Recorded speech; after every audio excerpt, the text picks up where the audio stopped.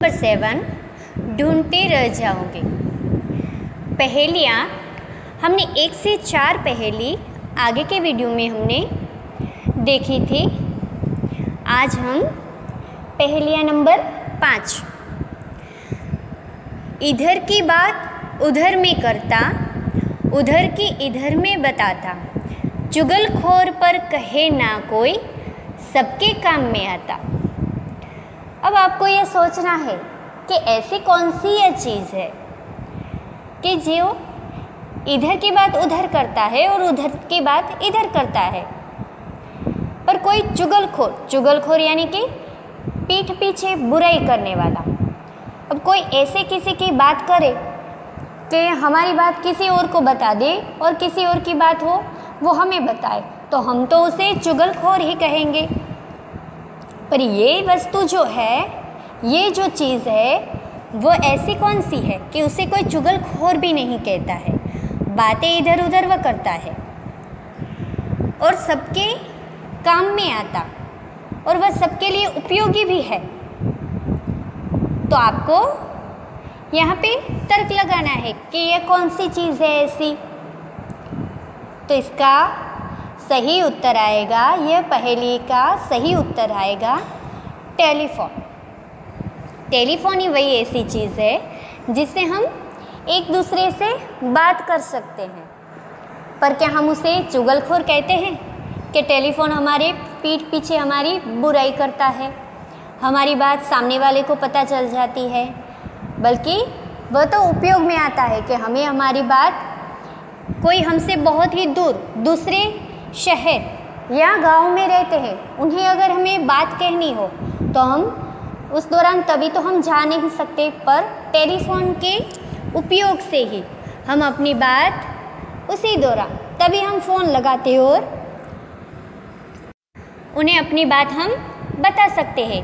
कई बार हमें ऐसा ज़रूरी काम भी होता है कि हमें होता है कि अभी हमें उनको ये बात बतानी है, तो हम टेलीफोन के ज़रिए वो बात अपनी वहाँ तक पहुँचा सकते हैं, यानी कि वो हमारे बहुत ही उपयोगी वस्तु है।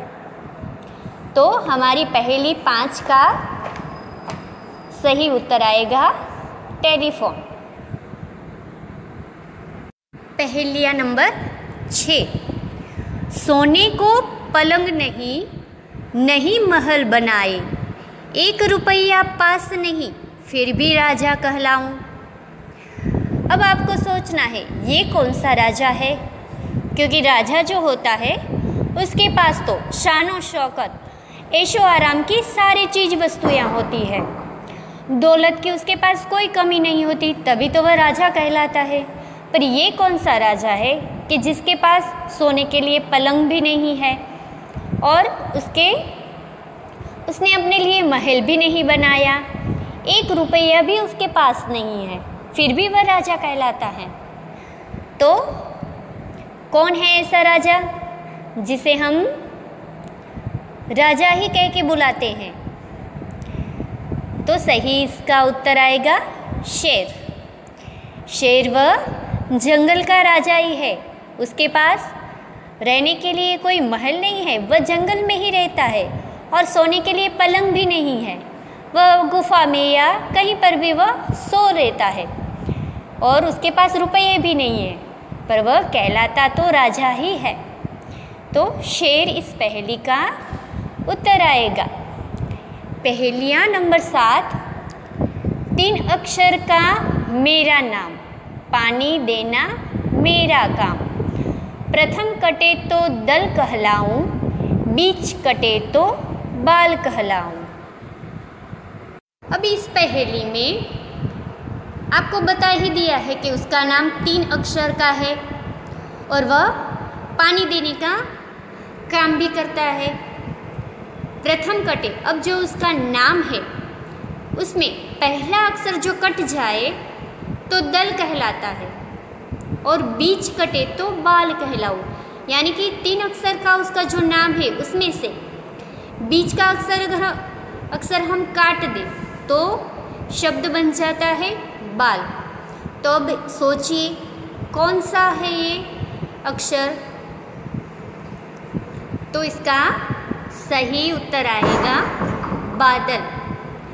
बादल शब्द में से पहला कटे यानी कि बा शब्द को हम काट दें तो क्या बचेगा? दल, यानी कि वह दल कहलाएगा। और बीच कटे तो यानी बादल शब्द में से द शब्द को हम काट दें तो क्या बन जाएगा? बाल।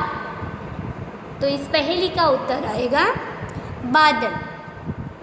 तो इस प्रकार से हमने बड़ी ही तर्कयुक्त पहेलियाँ थी जो हमने समझी और सारी बूझी। स्वाध्याय कार्य हम नेक्स्ट वीडियो में देखेंगे।